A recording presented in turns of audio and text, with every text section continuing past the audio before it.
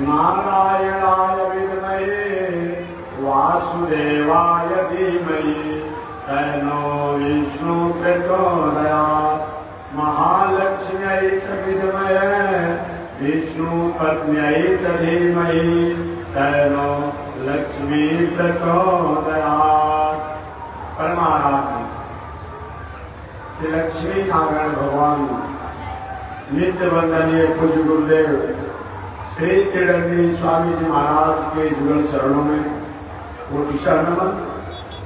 भगवत भागवत आचार्य कैंकर्य पारायण मानव हरिद्वार की पावन भूमि से चलकर आए हुए श्री माया मधुसूदन मंदिर पीठाधीश्वर जगत गुरु रामानुजाचार्य स्वामी वैकुंठनाथ जी महाराज द्वारा कथा श्रवण कर रहे थे। पावन भूमि पर पावन कथा को मैं निवेदन करते आ रहा। पावन कथा प्रसंग अंतर्गत पिछले दिन मैंने निवेदन किया था, भगवान श्री कृष्ण 125 वर्ष की आयु को व्यतीत करने के बाद अपने निज धाम निज लोक में जाने की तैयारी में थे। आपके मन में अब प्रश्न होगा, उत्कंठाएं होगी, उत्सुकता होगा कि क्या भगवान का अयोध्या मथुरा द्वारिका निज धाम नहीं है? क्या है? भगवान तो पूरी दुनिया में है, ईश्वर तो पूरी दुनिया में है, परमात्मा तो पूरी दुनिया में है। अरे भाई, दुनिया को बनाने वाला है तो दुनिया बनाने करता के बनेगा कैसे? स्वर्णकार रहेगा तभी तो सोना का आभूषण बनेगा। एक कभी कभी कुछ महान भावों द्वारा कह दिया जाता है, क्या भगवान होते होते हैं क्या? कुछ लोग कहते हैं क्या ईश्वर होता है क्या? क्या परमात्मा होता है क्या? एक उन महान भावों को कम से कम ये जरूर बात करना चाहिए कि सोना की कारीगरी करने वाला स्वर्णकार हो सकता है, मकान को बनाने वाला राजमिस्त्री हो सकता है, कपड़ा को सीने वाला कपड़ा धोने वाला कारीगर हो सकता है, अनेक प्रकार के मकान हो, तालाब हो, दुकान हो, उसको बनाने वाला ऑर्गेनाइज करने वाला हो सकता है। एक दुनिया है तो दुनिया को बनाने वाला व्यक्ति होगा। अब यहाँ कैसे आप भूल जाते हैं, यहाँ पे नहीं ईश्वर नहीं होता है। ईश्वर नहीं होता तो प्रकृति कहां से होगी, प्राणी कहां से होंगे, ये कैसी व्यवस्था चलेगा? इसलिए जब दुनिया को बनाने वाला है तभी ये दुनिया है, और दुनिया को बनाने वाला अगर नहीं उसकी सत्ता होगी तो दुनिया नाम की कोई परिचय नहीं होगा। हमेशा मैं एक शब्दों को निवेदन करते रहता हूँ कि अंग्रेजी का पूर्व लिखने वाला पहले लिखा था तो है कि नहीं है, Young thing bright and beautiful, all creature great and small. छोटे बड़े सिवाले चमकीले जो कुछ भी दुनिया में है उसको बनाने वाला कोई न कोई गौड़ है। जब बनाने वाला है तो भाई ईश्वर की सत्ता होगी, इसलिए ईश्वर की सत्ता है। और ईश्वर की सत्ता न हो इस दुनिया में तो ऑक्सीजन की व्यवस्था डॉक्टरों द्वारा कर दिया जाता है, जिसको मुंह से भोजन नहीं दिया जाता है तो सुनाक में पाइप लगा कर और कहीं अपना क्षेत्र की व्यवस्था कर दिया जाता है। माता के गर्भ में बालक रहता है, वहां कौन सा डॉक्टर पाइप लगाया है और कौन सी ऑक्सीजन की व्यवस्था किया है? कौन कौन डॉक्टर है भाई? जो माता के नाभि से और सब अपने आप में बालक करके ये हमेशा जो कुछ भी खाया जाता है माताओं द्वारा प्राप्त होता है, ऑक्सीजन प्राप्त होता है, ये कौन करता है? कोई न कोई करने वाला है। इसलिए करने वाले जब हैं तो मानना चाहिए कि करता ही वो है। ये पंडाल है, ये मंच है, जब मंच और पंडाल है तो मंच पंडाल को बनाने वाला भी कोई न कोई होगा। ये नहीं कि अपने समझ बन गया होगा। एक बार मैं इसी तरह से किताब पढ़ रहा था, एक पढ़े लिखे एजुकेटेड लेटेस्ट विद्यार्थी थे। उन्होंने कहा कि स्वामी जी इसमें परमात्मा से लेना देना नहीं है। तो हमने कहा बता दीजिए भाई किससे लेना देना है, कौन दुनिया करता है? तो उन्होंने ऑटोमेटिक हो जाता है। उन्होंने कहा ऑटोमेटिक हो जाता है। ऑटोमेटिक तरीका होता है कि आदमी अपने आप में स्वतः जिस बात में। तो मैंने कहा कि ये बताइए, मैंने दो प्रश्न किया कि आपको कई ऑटोमेटिक हो जाता है, जैसे कंप्यूटर में बिना रंग और बिना पेंटिंग का पिक्चर बन जाता है, मनुष्य ही करेंगे। जैसे कंप्यूटर में कोई रंग नहीं डाला जाता है, लेकिन वो नक्शा और पिक्चर बन जाता है। तो देखा ठीक बात है, एक कंप्यूटर को बनाया किसने है? कोई बनाने वाला है, कोई ना कोई कंप्यूटर को बनाने वाला है। और वो कोई निराकार नहीं है, वो कोई समूह है, कोई आकार वाला है, कोई वैज्ञानिक द्वारा परिश्रम किया गया, बाद में उसको बनाया। अपना कंप्यूटर में किसी प्रकार के वायरस इन्फेक्शन हो जाता है, एंटी वायरस डाल करके कंप्यूटर को ठीक कम करता है, अपने सो जाता है। एंटी वायरस डालने वाला ही कोई न कोई व्यक्ति है कि उसी प्रकार से ये दुनिया है तो दुनिया को बनाने वाला है, और दुनिया को बनाने वाला है तो दुनिया में कहीं वायरस हो जाते हैं। लोग अपने स्वरूप से, संस्कार से, संस्कृति से भटक जाते हैं, कहीं अमर्यादा, अश्लीलता, अनीति, अन्याय की कहीं चोटी पर चढ़ने लगते हैं। उस समय एंटी वायरस डाल करके, एंटी वायरस द्वारा जो व्यक्ति का संक्रमण बढ़ गया है उनको नियंत्रण करने का कोई न कोई काम करता है, उसी को लॉर्ड कहते हैं, उसी को लॉर्ड कहते हैं, उन्हीं को परमात्मा कहते हैं। इसलिए किसी भी हालत में ईश्वर को नकारने की कोई गुंजाइश नहीं सकती है। भगवान श्री कृष्ण इस धराधाम पर 125 वर्ष की आयु व्यतीत करेंगे और निज अपने धाम के जाने की तैयारी होती है। यही मेरा प्रश्न होगा कि क्या भगवान का और दूसरा कोई धाम हो सकता है क्या? जी हाँ, और धाम हो सकता है। वो कौन है? दिव्य चक्षुरातम तदरी प्रासो विकन्मयो जाति वांसस सुन्दरे विष्णो यत् परमं पदं प्रयातानंतराय सर्वयस्कनोति आत्मभूतम हरभवति सर्वस्याप्ते सर्वसजीते सर्वमेव करोति सर्वजयति। ये परमात्मा का धाम है। कौन है? दिव्य चक्षुरातम, रात दिन जो अमरात्मा, विमलात्मा, विश्वात्मा प्रवृत्ति के लोग युग युगांतर कल्पांतर तक जिसकी ध्यान और चिंतन करते हैं वो परमात्मा का धाम है। और कौन धाम है? यदि गत्वा न निवर्तन्ते तद्धामं परमम्, यदि गत्वा न निवर्तन्ते, जहां जाने के बाद पूरे संसार के जीवों को लौट करके आने की कोई आवश्यकता नहीं पड़ती है, वही भगवान का धाम है। और श्री रामचरितमानस में वाल्मीकि रामायण में तो स्पष्ट लिखा हुआ है, भगवान श्री राम लंकापुरी से लौट करके आ रहे थे, मानव भालू भी कुछ विमान में थे, सब लोग थे। अयोध्या के निकट जे भी उसको विमान आकाश मंडल में मरनाने लगा, आवाज करने लगा। उन मानव भालुओं ने कलकल और छलछल की नाद सुना, सुंदर सुहावनी पूरी को देखा विमान से। उन्होंने पूछा, प्रभु एक कलकल छलछल नदी के पावन तट पर एक बहुत सुंदर लहराता दिखाई पड़ रहा है, एक बहुत बड़ा विशाल नगर दिखाई पड़ रहा है, ये कौन है, ये क्या है? तो भगवान ने कहा, मम धाम सुकर हासी। अब इससे बड़ा प्रमाण क्या हो सकता है? मम धाम वाला, मम माने मेरे धाम को देने वाला, ये अयोध्यापुरी है।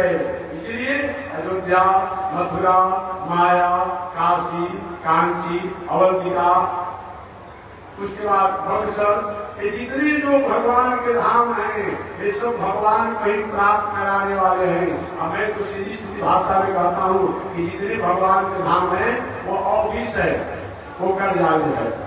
काम कार्यालय में ही होता है, ऑफिस में ही होता है, घर पर नहीं होता है।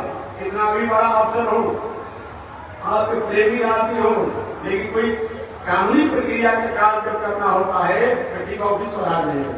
अगर एक किसी आपके प्रेम में वो अपने घर पर ही काम कर देते हैं, लेकिन दिखाएंगे क्या कि ऑफिस में काम हुआ है, बात वही समझ लीजिएगा। यही बात है, यही ऑफिस में ये चाहे अयोध्या पुलिस हो, चाहे मथुरा हो, चाहे वृंदावन हो, चाहे बक्सर हो, चाहे उज्जैन हो, चाहे जगन्नाथपुरी हो, चाहे और श्रीरंगम हो, जो भी भगवान के धाम है, वही भगवान के धाम के द्वारा उस धाम तक पहुंचने के हम अधिकारी होते हैं। अतः ये भी ठीक है, वो भी ठीक है। अब यहाँ पर प्रश्न कुछ लोग करते हैं कि महात्मा जी जब वो धाम है ही तो इस धाम की क्या आवश्यकता है? इसी विचारधारा को लेकर के आधुनिक कुछ विचारकों द्वारा, कुछ दार्शनिकों द्वारा ये होता है, ये अयोध्या माने क्या होता है, मथुरा माने क्या होता है, वृंदावन माने क्या होता है, बक्सर माने क्या होता है, जो भगवान के धाम अलग ही है, तो यहाँ से क्या सुना करना है। तो मैं उन महानुभावों को हमेशा निवेदन करते रहता हूँ। इसलिए आजकल कुछ ऐसे हैं जो धार्मिक तो कहलाते हैं, लेकिन धर्म के नाम पर जो धर्म का साक्षात जो स्वरूप होता है उसको मानते नहीं है। धर्मो वै विष्णु, साक्षात धर्म का मतलब विष्णु होता है, तो सब कुछ मानेंगे। अब विष्णु का मतलब वेद होता है, इतिहास होता है, पुराण होता है, उसमें नहीं मानता है और अपने अलग से वो वेदे निकाल देता है। और बताइए ना क्या मतलब होता है। जब धर्म तुम मानते हो तो धर्मो वै विष्णु और विष्णु वै वेद, तो उसको मानना पड़ेगा। अलग से तुमने वेद बना दिया, अलग से पुराण बना दिया। कैसा तुम अपने आप धर्म को मानने वाले हो।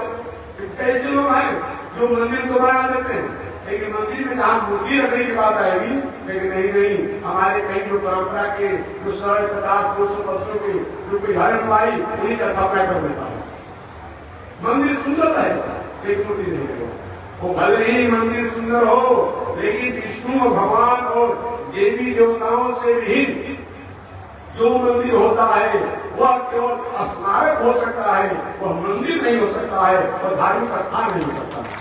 याद रखिए, भगवान ने स्वयं कहा कि मेरा धाम तभी होता है जब मेरा या मेरे भक्तों का निज धाम होता है। इसीलिए ऐसा नहीं होता है तो अपने आप में मंदिर नहीं कहलाता है। लोग कह देते हैं लेकिन मंदिर शास्त्र से कहने जो भी नहीं है। तो मैं निवेदन करना चाहता हूँ, जैसे कागज के खाता केसरा फलोट के द्वारा हम अपने मूल जमीन की हकदारी होते हैं। कागज की खाता केसरा फलोट अगर हमारा नहीं हो, हम कहेंगे हमारा जमीन है, कोई पंचायती भी करने आएगा तो हमारे जमीन को हकदारी नहीं मिलेगी। कागज के ही खाता केसरा फलोट के द्वारा ही हम मूल जमीन का हकदारी होते हैं। ये उसी प्रकार से ये अयोध्या मथुरा माया काशी कांची जो है ये भगवान का अभिष्ट है, इसी के द्वारा उस धाम को प्राप्त किया जाता है और इसको त्यागा नहीं जा सकता है, इसको त्यागा नहीं जा सकता है। एक व्यक्ति ने कहा कि महात्मा जी जब इसी द्वारा मिलना है, इसी कागज के खाता किसरा करोड़ वाला जो जमीन है उसी पर धान की खेती कर दीजिए, गेहूं खेती कर दीजिए, होगा। मकान बनाइए, होगा नहीं बनेगा। जब पानी मसाला डालेंगे ना कागज गल जाएगा। भले यहाँ खेती नहीं होगा लेकिन इसी के द्वारा उस जमीन वाले मिट्टी वाले खेती में आप उपज करेंगे और फसल को उगाएंगे। ठीक वही बात है अयोध्या मथुरा माया इत्यादि जो है ये भी होना चाहिए, क्योंकि भगवान इस संसार में स्थानों पर आकर के हम संसारिक प्राणियों को जीने का एक पैटर्न दिया है, एक सिद्धांत दिया है, एक विचार दिया है और उसी विचार सिद्धांत पैटर्न के द्वारा हम पुनः इस संसार में दिनचर्या को स्वीकार करके और भगवान का हमेशा हमेशा के लिए जहाँ अखंड स्थान है उसको हम प्राप्त करते हैं। अतः ये भी ठीक है, वो भी ठीक है, ये भी ठीक है, वो भी ठीक है। कोई कहता है वहां को मानते हैं, यहाँ को नहीं मानते हैं, वो भी अधूरा है। और कोई कहता है यहाँ को मानते हैं, वहां को नहीं मानते हैं, वो भी अधूरा है। अतः दोनों को मानना पड़ेगा।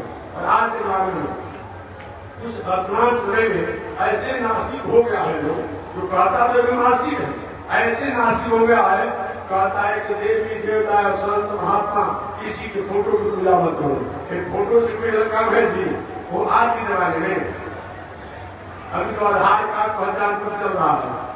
आप चाहे किसी सरकारी प्रक्रिया के कामों के लिए और कहीं साहब हमारा एक काम बाकी है, हो गया अपना पहचान पत्र दिखाओ, आधार कार्ड दिखाओ, आप हो गया। मैं स्वयं कहता हूँ कि मैं हूँ, मेरा आधार पत्र क्या होता है, मेरा पहचान क्या होता है, कागज बनेगा, सरकारी कर्मचारी उतार देगा। देखो ये सब तुम्हारा तर्क नहीं चलेगा, पहले पहचान पत्र आधार कार्ड दिखाओ और तो आगे की प्रक्रिया बता दो। ये दुनिया के वस्तु को प्राप्त करने के लिए, ये दुनिया के साधन सुविधा को प्राप्त करने के लिए हमें पहचान पत्र कर सकता है, हमें आधार कार्ड कर सकता है। हम परमात्मा के लिए क्या बिना मूर्ति को पूजा किए उनको हम प्राप्त कर सकते हैं? कभी संभव नहीं है, कभी संभव नहीं। इसलिए मानव जीवन में मानव के कल्याण के लिए भगवान की होना आवश्यकता है।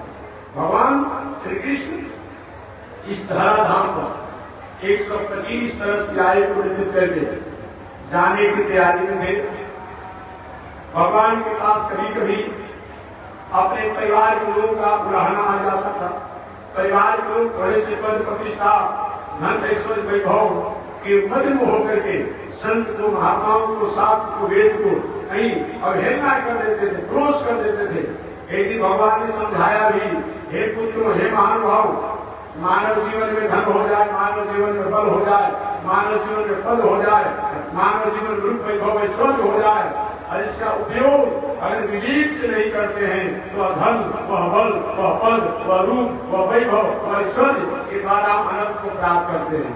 कुछ बालक माने, कुछ बालक नहीं माने।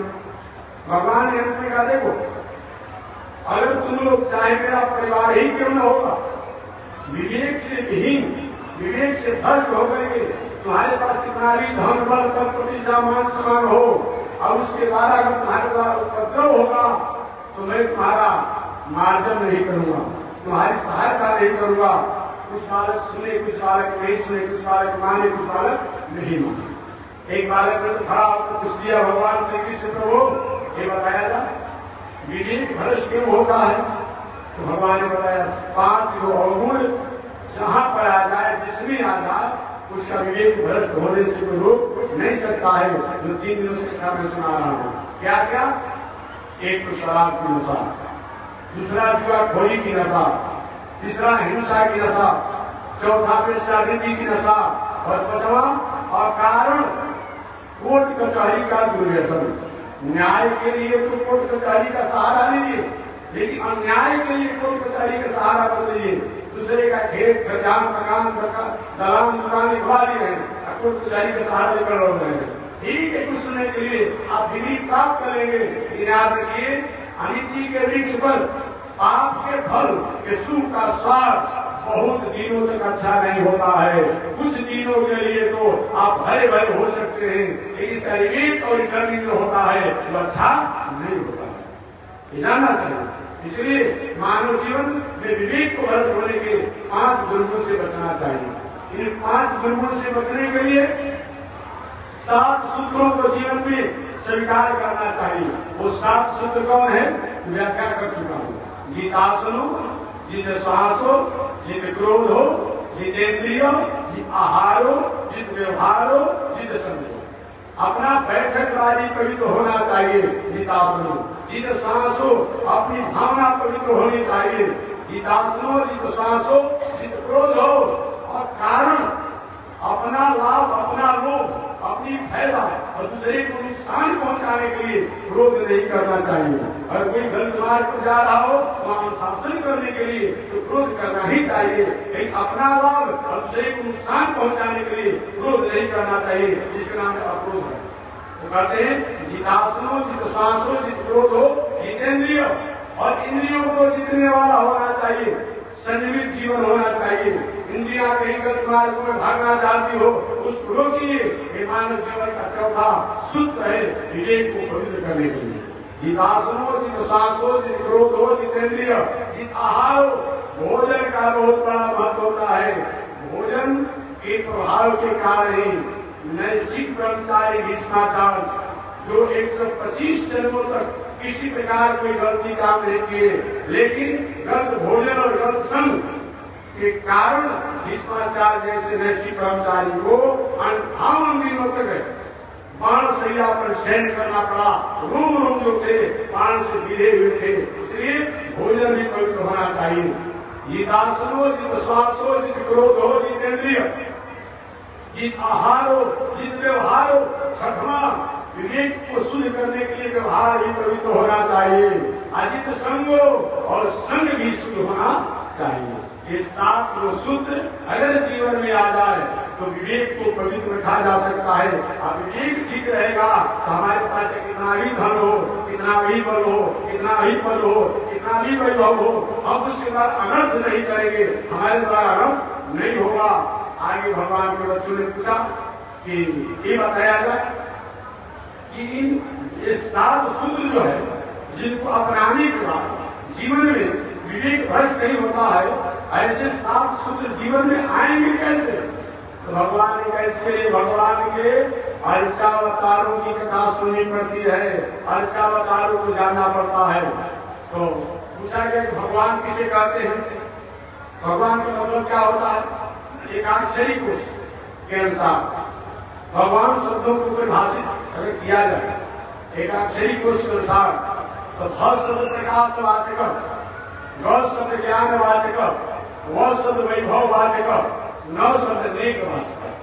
जिनके द्वारा प्रकाश दुनिया को प्रकाश प्राप्त होता हो, ज्ञान प्राप्त होता हो, वैभव प्राप्त होता हो और नेक प्राप्त होता हो, उनको भगवान कहते हैं। विष्णु पुराण के अनुसार अगर भगवान शब्दों को परिभाषित किया जाए तो उत्पत्ति पलेयम चैव भूतानाम देवती वेति विद्याम विद्याम च सौभाग्य भगवान की, जिसके द्वारा अपने दुनिया की उत्पत्ति पलेयम चैव भूतानाम सारे प्राणियों की गति क्या होगा, गति क्या होगा, विद्या क्या है, अविद्या क्या है, ज्ञान क्या है और अज्ञान क्या है, ये जाना जाए, समझा जाए, अवश्य जीवन को संजीवित किया जाए, उनको भगवान कहते हैं। अगर कहीं वेदांत दर्शन की बात किया जाए, उपनिषद की बात किया जाए, वेद की बात किया जाए, तो भगवान किसे कहा जाता है? जन्माद्यस्य, कितना ही है ये वेदांत का सूत्र है। केवल भी करने वाले लोग हैं यही करते हैं कि जिसके द्वारा जन्म पालन और संहार होता है, तय करता है, उन्हीं को ईश्वर कहा जाता है, उन्हीं को ब्रह्म कहा जाता है। लेकिन अगर केवल संहार के लिए सीमित कर देंगे तो ईश्वर की सत्ता को, ब्रह्म की सत्ता को, परमात्मा की सत्ता को आप पहचानने में तीव्रता कर दिया है, उदासी कर दिया है।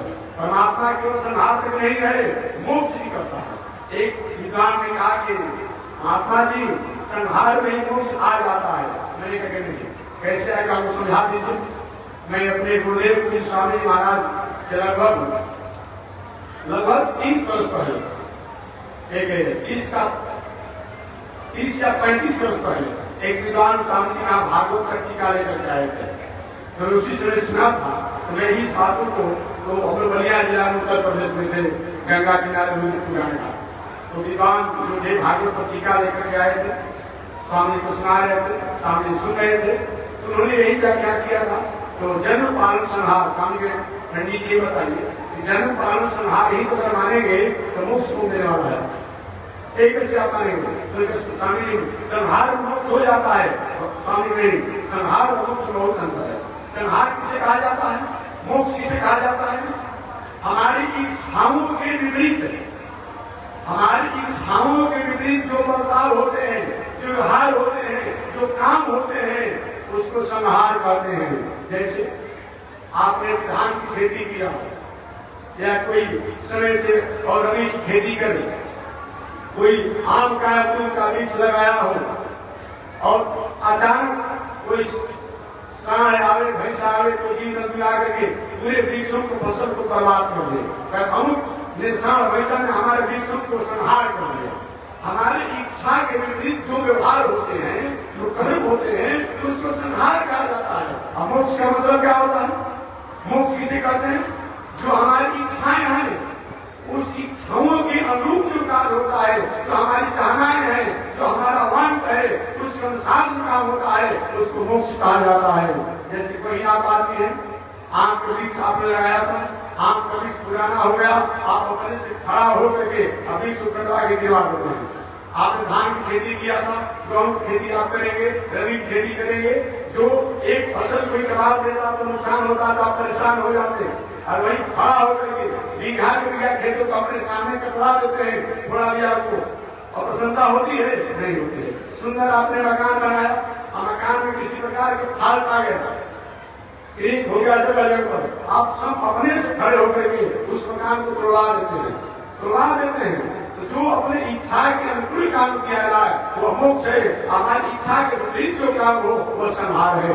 संहार और मोक्ष में बहुत अंतर है। संहार वाले प्राणी को इस संसार में अपने कर्मों के अनुसार बार बार स्थिति में आना पड़ता है। मोक्ष वाले प्राणी को आने की गुंजाइश नहीं है। अगर कहीं आना ही पड़ता है भगवान की आज्ञा से, तो संसार के बंधन का तो कोई नियम लागू नहीं होता है। जैसे जेल के जेलर साहब हो, जेल के जेलर साहब हो, जेल सुपरिटेंडेंट हो, उन्होंने मन में ठान लिया या किसी कारण से किसी कैदियों पर संयमित करने के लिए, नियंत्रण करने के लिए, यार हमें अपने ऑफिस में नहीं सोना है, जहाँ कैदी लोग हैं उन्हीं के जाकर के वो एक बेड लगा को भी सूख जाए, क्या कैदियों जैसा कानून का नियम होगा?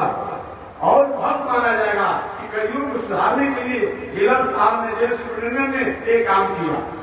आज कहीं कैदी लोग गलती से भाग करके जाकर कहीं जेलर साहब के ऑफिस से छूट जाए, उनको छोड़ दिया जाएगा, वो बहुत बड़ा अपने धर्म का प्रावधान कर दिया जाएगा।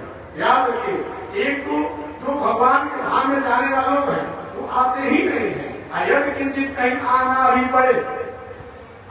पड़े, जैसे भगवत पाद रामानुजाचार्य स्वामी महाराज, शेषावतार है, हनुमान जी महाराज, ये भगवान के अपना भक्त है, ऐसे विश्वक्सेन जी इत्यादि को आना भी पड़ता है।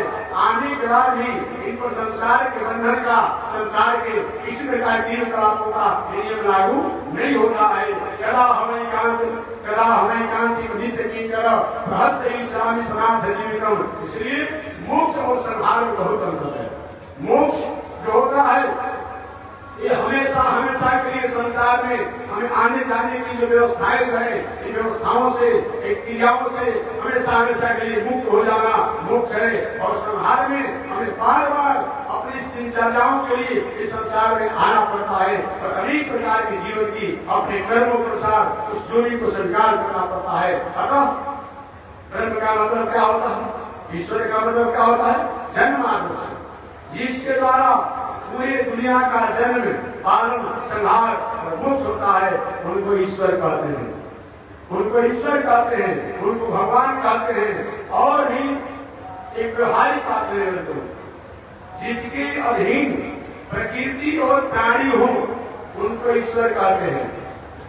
जिनके अधीन प्रकृति और प्राणी हो उनको ईश्वर कहते हैं। ये प्रकृति, पृथ्वी, जल, अग्नि, वायु, आकाश, प्राणी, 84 लाख दुनिया, ये उनके अधीन है, उनके अधीन हम लोग है अपने आप में।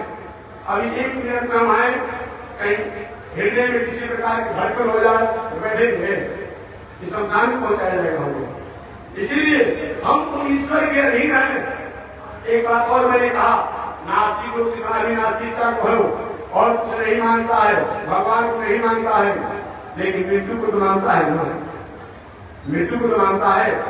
कभी कहता है नास्तिक ईश्वर नहीं होता है, तो उससे पूछना चाहिए। और एक बात है कि नहीं, ये शरीर का सब कुछ होता है। 4 लाख दर्शन क्या कहता है? ऋणम कृत्वा घृतम कृत्वा, ऋण करके भी घी पियो, कहते ऋण करके भी जीव को पियो। भस्मीभूत भवंती, एक प्रवास की बात है, खाने कमाने वालों के धंधा है कि यहाँ करो, वहाँ करो, वहाँ करो, ऐसे करो, तो होता नहीं है। एक उन महानुभावों को भी उससे विचार करना चाहिए कि अगर ये शरीर सब कुछ है तो उस नास्तिक व्यक्ति का बेटा, पत्नी, भाई आंगन में लाश पड़ा हुआ है, वो रोता किसके लिए है? पूछना चाहिए उससे, वो रोता किसके लिए है? क्योंकि महाराज ये शरीर तो है, इसमें रहने वाला प्राण जो था, ये आत्मा जो था, वो चला गया, इसीलिए मैं रो रहा हूँ। उससे पूछना चाहिए, तुम तो शरीर को सब कुछ मानते हो, तुमने आत्मा को देखा, प्राण को देखा, और देखा तो रोका क्यों नहीं? कल साहब के भाई को तब तो रुकते और रुकता तो हम रुकते, तो बस उसी आत्मा के लिए, उसी प्राण के लिए, उसी जीव के लिए श्राद्ध होता है, तर्पण होता है, दान होता है, तीर्थ होता है, व्रत होता है, जग होता है, पूजा होता है, पाठ होता है। ये केवल शरीर के लिए नहीं होता है। इसलिए नास्तिकों को ये बात मानना पड़ेगा, अन्यथा उसे पूछना चाहिए कि मृतक अपने पुत्र, भाई, पत्नी और शोक क्यों करता है, क्यों रोता है? इसके लिए शरीर तो उसके सामने है, उस घर में रखो, भोजन कराओ, क्यों नहीं करता है? अतः एक ऐसा तत्व है जो इस शरीर से निकल करके पूर्ण परमात्मा की स्थिति को प्राप्त करता है, तो प्रकृति और प्राणी जिनके अधीन हो उनको ईश्वर कहते हैं। जहाँ जहाँ जाए देव ने बुलाया, तह मेघ उन्हीं को ईश्वर कहते हैं। ऐसे भगवान की अनेक व्याख्या, बहुत प्रकार से व्याख्या है। श्रीमद् भागवत महापुराण की बात करेंगे, श्रीमद् भागवत पुराण में जो अलग अलग स्कंदों में अलग अलग ईश्वर की परिभाषा बताया गया है, लेकिन समान रूप में बताया जाए तो जन्म इत्यादि करके, जिसके द्वारा पूरे दुनिया का जन्म, पालन, संहार और मोक्ष होता है, जिसको लिखने के रूप में कभी लोग कहीं कहीं अपने स्वरूप से भटक जाते हैं। ब्रह्मा जी भी कभी कभी अपने उनका बुद्धि जो है वो ईश्वर पर कभी चंचल हो जाता है। बड़े बड़े संत अमरात्मा वेदात्मा भी जिनके बारे में इदम और इथम करने के लिए सक्षम नहीं है, इतना ही है, यही है, ऐसे को परमात्मा कहते हैं। अपन को जो है भक्तों के लिए साहस हो जाता है। बड़े बड़े साधक जो साधना करके परमात्मा के तत्वों को जानते हैं, वह ब्रज के रहने वाली गोपियां माता यशोदा ने संत अपने लाला मान करके उस तत्व को प्राप्त किया, वही फल। आगे कहा जा स्वच्छंद गति ईश्वर। ईश्वर किसे कहा जाता है? स्वच्छंद गति ईश्वर। जिसकी गति स्वच्छंद हो, हमारे केवल कर्मों से ईश्वर की प्राप्ति हो, एक कोई जरूरी नहीं है। जान देगा मालिक जो होता है, कभी कभी घर का भावक परिवार निकम्मा होता है, लेकिन उसको भी उतना ही सुविधा दे देता है जो काम करने वाले घर के परिवार भाग होता है, तो मालिक ने देता है। वही हाल भगवान के लिए है। क्योंकि आस्तिकों को तो भगवान व्यवस्था करते ही है, लेकिन आस्तिकों को कम व्यवस्था नहीं करते हैं, सारी व्यवस्था उनको भी कर देते हैं। जानते कि चलो अपने आप में वित्त में नहीं है, वित्त में नहीं है, ऐसा विचार कर स्वच्छंद गति ईश्वर, उसी का नाम ईश्वर है। चलिए मैं प्रसंग में समझा। आगे भगवान श्री कृष्ण अपने परिवार के लोगों से कहा कि पुत्रों, ईश्वर भगवान की अनंत स्वरूप है, अनंत अवतार है। लेकिन उन अनंत अवतारों में भगवान के मुख्य 24 अवतार बताया गया है। उन 24 अवतार के केवल आज नाम लेकर के वाणी को मैं नाम दे दूंगा। उन 24 अवतार में सबसे प्रथम जो है आदिदेव नारायण का अवतार। ओम दिव्यो देव एको नारायण न ब्रह्मा नेषाण, एकमात्र दिव्य देव कोई है वह नारायण है, न ब्रह्मा नेषाण। एकमात्र दिव्य देव वही है, वह आदि देव नारायण। सृष्टि के प्रारंभ में कब से है? 50,000 करोड़ वर्ष पहले। इतने पुराने भगवान है। और दुनिया में जितना भी मजहब है सबका सार समझ है। कोई 1000 वर्ष का है, कोई 500 का है, कोई 1400 वर्ष का है, कोई 1500 वर्ष का है, कोई 2000 वर्ष का है, कोई 2500 वर्ष का है, कोई 3000 वर्ष का है। लेकिन हमारी वैदिक परंपरा कब से है? जब से सृष्टि है। और सृष्टि कब से है? 50,000 करोड़ वर्ष पहले। इसलिए दुनिया में कितने लोग आए, इस वैदिक परंपरा को चाहे कि मैं अपने आप उसको समझ कर दूं कि वो दुनिया से चले गए और वैदिक परंपरा बनी हुई है। एक इसका नाम सनातन है। सनातन का मतलब क्या होता है? सदा भव। सनातन का मतलब क्या होता है? बहुत शब्द होते हैं सनातन के, लेकिन सदा भव ये सनातन का होता है। सदा भव का मतलब आज भी है, पहले भी था और बाद में भी रहेगा, वो सनातन है। क्या दूसरा सनातन का क्या होता है? सनातन, वह संस्कार, वह विचार, वह आचरण, वह कर्म जो हमारे तन में, हमारे रूम में सनाया हुआ हो, लपटाया हुआ हो, मिला हुआ हो, मिश्रित हो, उसी का नाम क्या है? सनातन धर्म है। ऐसे भगवान जो है आज से 50,000 करोड़ वर्ष पहले ये संसार में आए। भगवान का प्रथम अवतार है वो आदिदेव नारायण का अवतार है। भगवान का दूसरा अवतार क्या है? सनक, सनंदन, सनातन, सनतकुमार। ये 4 अवतार, 4 भाई एक साथ जन्म लिए। ये दूसरा अवतार भगवान को बताए गए। जब ये जन्म लिए, ब्रह्मा जी का बेटा मेरे सृष्टि में सहयोगी बनो, चारों भाई ने हाथ उठा दिया, हाथ जोड़ लिया, पिताजी हम सृष्टि में सहयोगी नहीं बनेंगे, हम विवाह शादी नहीं करेंगे, हम भजन करेंगे। ब्रह्मा जी का जो भजन करोगे मेरे यहाँ से जाओ, तुम्हारी क्या काम है?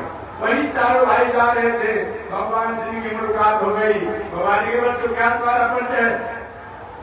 इन चारों भाइयों ने कहा मेरा परिचय, मैं ब्रह्मा का पुत्र हूँ। अच्छा कहाँ जा रहे हो?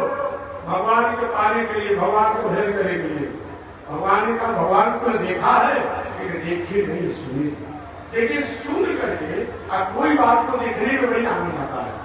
आप बिना सुने कहीं देख लेंगे तो बड़ी बड़ी विभूतियां आपके सामने से गुजर जाएगी, तो नहीं जाएगी। किसी का अगर सुना है और सुनने के बाद अगर दिखाई पड़ता है उसमें बहुत बड़ा प्रेम होता है। इसलिए श्रीमद् भागवत महापुराण में गोपियां भगवान श्री कृष्ण को रहना भी दे रही है और उनकी वास्तविकता को बता भी रही है। कहते कृष्ण जो हमें तुम बता रहे हो, परेशान कर रहे हो, ये आपकी खासियत नहीं है। आप जिस समय डर ठोके खिला रहे हो तब कथामृतम तप्त जीवनम, अरे आपकी कथा की खासियत है एक बार आप कथा को सुन लेता है तप्त जीवनम, उसकी आत्मा उसका जीवन तप्त हो जाता है, संतप्त हो जाता है। अर्थात दुनिया के जो पापों से समाप्त होकर के तो आप भी शांत हो जाता है। और हम नहीं कहते हैं कभी नहीं विद्वान, एक कभी विद्वान संत लोग कहते हैं तो सुनने का इतना बड़ा महत्व होता है। भगवान ने सरकारी ने कहा मैंने सुना है, भगवान ने कहा हम तो हैं महाराज आप हैं तो आशीर्वाद दे दीजिए। कैसा आशीर्वाद चाहते हो? एक आशीर्वाद चाहते हैं कि आप तुम्हें प्राप्त करो। भगवान के सुनो ना, पहले तुमने विवाह करो, आप विवाह करके तब मैं तुमको प्राप्त हो जाऊंगा। फिर नहीं करेंगे, विवाह नहीं करेंगे। क्यों नहीं करोगे? भगवान का विवाह करना क्या शासन का श्रेष्ठ धर्म है। क्योंकि हमारे यहाँ दो प्रकार के जीवन बताया गया है, एक वैवाहिक मर्यादा, एक अपने आप में ब्रह्मचर्य मर्यादा, दोनों श्रेष्ठ है। धन्य हो गृहस्थ आश्रम, गृहस्थ आश्रम से धन्यवाद इस दुनिया में कोई आश्रम नहीं है। आज स्वामी जी ब्रह्मचारी जी जिया स्वामी और फलान सिनान जो हुए हैं ये नहीं रहेंगे गृहस्थ आश्रम में, तो भंडारा कहां से मिलेगा, जब कहां से होगा। इसलिए धन्य हो गृहस्थ आश्रम, गृहस्थ आश्रम से श्रेष्ठ कोई नहीं हो सकता है। आज जितने संत महात्मा ज्ञानी लोग जन्म लिए हैं, एक गृहस्थ आश्रम नहीं होता कहां से जन्म होते, कहां से आ जाते। इसलिए गृहस्थ आश्रम श्रेष्ठ है। बस इतना ही बात है कि गृहस्थ आश्रम में परिवार पत्नी बाल बच्चों के साथ रहते हुए खेती व्यापार नौकरी करते हुए बस एक ही सूत्र को जीवन में अपनाना चाहिए। कायेन वाचा मनसेन्द्रियेण बोध्यात्मना निषिद्ध स्वभावात् करोमि याज्ञात् सकलं परस्मै नारायणाय समर्पयेत। यही सूत्र को गृहस्थ आश्रम में अपनाना चाहिए। कायेन वाचा, अपने शरीर से, अपनी वाणी से, अपने इंद्रियों से, अपने आत्मा से, आत्मा के स्वभाव से जो भी कर्म किया जाए, जो भी धर्म किया जाए, जो भी व्यवहार किया जाए, और कर्म धर्म व्यवहार और कर्म के फल पूर्ण परमात्मा को अर्पण करके और उस वस्तु को अपने जीवन के उपयोग में लिया जाए तो सही कर्म जो है धर्म हो जाता है। वर की ज्वलसी कर्म ही पूजा है, यही कभी पूजा है। ये मानव धर्म है, ये मानव धर्म है, ये मानव मात्र के लिए बताया गया है। इसलिए भगवान का बेटा तुम गृहस्थ आश्रम को स्वीकार करो। उन चारों भाइयों का प्रभु गृहस्थ आश्रम को स्वीकार तो करेंगे। अभी हम चार हैं, चार पत्नी जो हो जाएगी, बच्चे भी होंगे, संख्या बढ़ती चली जाएगी और उसमें कभी कभी बहुत परिवार लंबा चौड़ा होगा, एक दो लोग इधर उधर मृत्यु को भी प्राप्त करेंगे। भगवान को होगा ऐसा, भी करेगा ताकि सुख को मनाएगा। भगवान को सुनो, बेटा तुम्हारा, पत्नी तुम्हारी, भाई तुम्हारा, परिवार तुम्हारा, तो सुख मनाने के लिए कोई भाड़ा पर नहीं आएगा, तुम्ही को मनाना पड़ेगा। तब चारों भाइयों का प्रभु जी के आशीर्वाद दे दीजिए कि हम 5 वर्ष से ऊपर की कोई होइए मत करें, भले उम्र मेरा जितना भी हो जाए लेकिन हम 5 वर्ष के ही लगे। वही भगवान का एक वस्तु, तो चारों भाई पूर्वजों के पूर्वज हैं, पूर्वजों के पूर्वज हैं, लेकिन देखने में मालूम पड़ता है कि 5 वर्ष के बालक हैं। इन सरकारियों से पहले ब्रह्मा जी की सृष्टि में कोई नहीं आ जाएगा। भागवत के अनुसार, श्रीमद् भागवत महापुराण के अनुसार एक ब्रह्मा जी की सृष्टि में, मैं ब्रह्मा की सृष्टि बात कर रहा हूं, ब्रह्मा जी की सृष्टि में इन सनत सनातन सनातन सनत कुमार से पहले कोई है ही नहीं अपने आप में। लेकिन एक पूर्वजों के पूर्वज होने के बाद भी भगवान के आशीर्वाद से 5 वर्ष के ही बालक दिखाई पड़ते हैं, हमेशा 5 वर्ष बालक होते हैं। ये भगवान के ये दूसरे अवतार है। भगवान का दूसरा अवतार केवल नाम गिना देता। भगवान का तीसरा अवतार नर नारायण का अवतार। भगवान ने विचार किया बहुत से अवतार हो गए, लेकिन तपस्वी का भी अवतार होना चाहिए। वही भगवान ने तपस्वी ऋषि का अवतार लेकर के नर और नारायण चेला बन गए, नर गुरु बन गए, अपना भगवान बन गए नारायण। वही बद्रिकाश्रम में जाकर के नर नारायण होकर के ये जगत का उद्धार किया। ये भगवान के अवतार है। भगवान का एक अवतार हंस अवतार है। भगवान का अगला अवतार जो है दत्तात्रेय जी का अवतार है। भगवान का पुनः अगला अवतार जो है नारद जी का अवतार है। भगवान का अगला अवतार कपिल देव का अवतार, मत्स्य अवतार, वराह अवतार, यज्ञ अवतार, कच्छप अवतार, हरि और हयग्रीव का अवतार, वाल्मीकि उद्धारक ऋषियों का अवतार, धर्मवंतरी एवं मुनि अवतार। इस प्रकार भगवान ने आगे नरसिंहावतार, वामनावतार, परशुरामावतार, रामावतार, वेद व्यास जी का अवतार, बलरामावतार, श्री कृष्ण भगवान का अवतार और बुद्धावतार। वो बुद्धावतार एक बुद्धा नहीं, वो बुद्ध अवतार अलग है। वो बुद्ध है, वो लगभग 5-4 वर्ष पहले संसार में आए। वो बुद्धावतार और एक कल्कि अवतार, अंतिम कल्कि अवतार के बारे में बताया गया है कि वे होंगे, अभी नहीं। कल्कि अवतार होंगे, कब होंगे, कहाँ होंगे?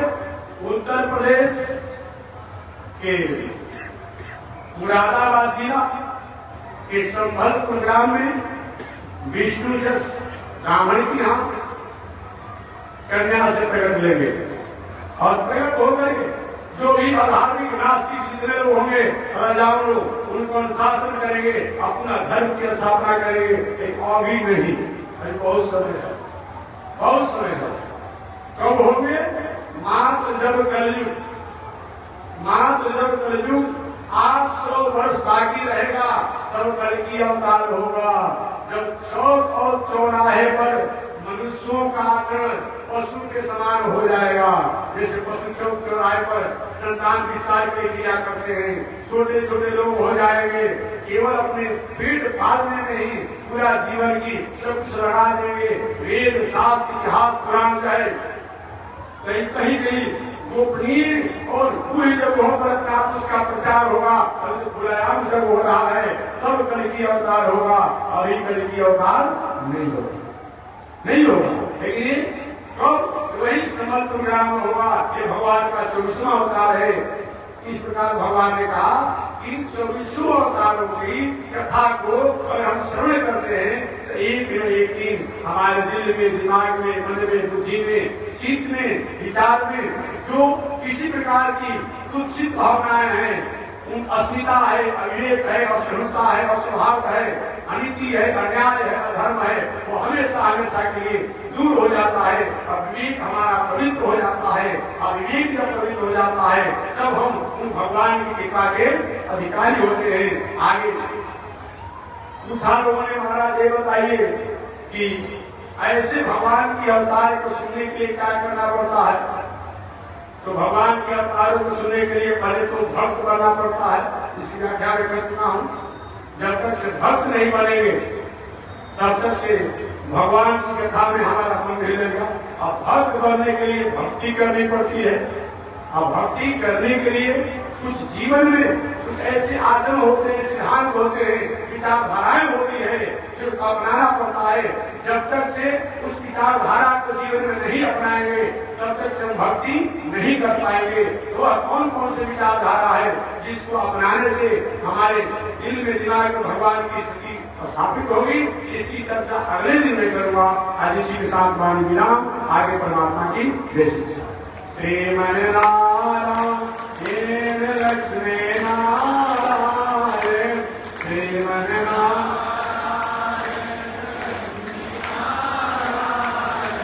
श्रीमन नारायण नारायण नारायण श्रीमन नारायण नारायण। बोलिए श्री लक्ष्मी नारायण भगवान की, भास्कर भगवान रामानुजाचार्य स्वामी महाराज की, विश्व जगन्नाथ श्री रमेश स्वामी महाराज की। हरि ओम शांति। शांति शांति।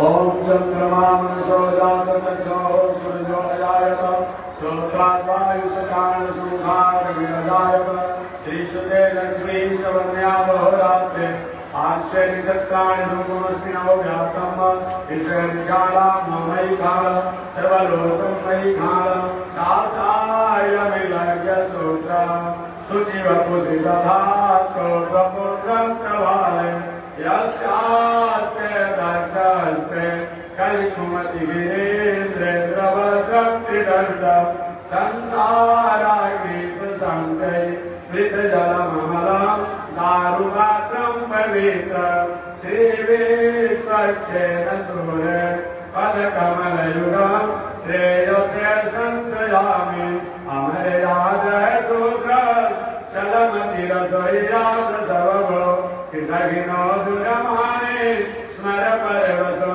वञ्चनपर निशंसापातेषां कथमामितो दुःखजलदे प्रपारा दूत्रेण तव परिचरे यं चरणयो। लक्ष्मी नारायण भगवान की, श्री बंशीधर भगवान की। वामन आश्रम आश्रम क्षेत्रवर बक्सर विहार भारत धाम के जगत जननी जगदम्बा श्री महालक्ष्मी माता के भाष्यकार भगवान श्री रामानुजाचार्य स्वामी महाराज के, श्री प्रतिभात वेंकटाचार्य स्वामी महाराज के, अनंताचार्य गादी स्वामी महाराज के, धर्माचार्य रामकृष्णाचार्य स्वामी महाराज के, विश्ववंदनाचार्य श्री रणवीर स्वामी महाराज की। हरि ओम। शांति शांति शांति।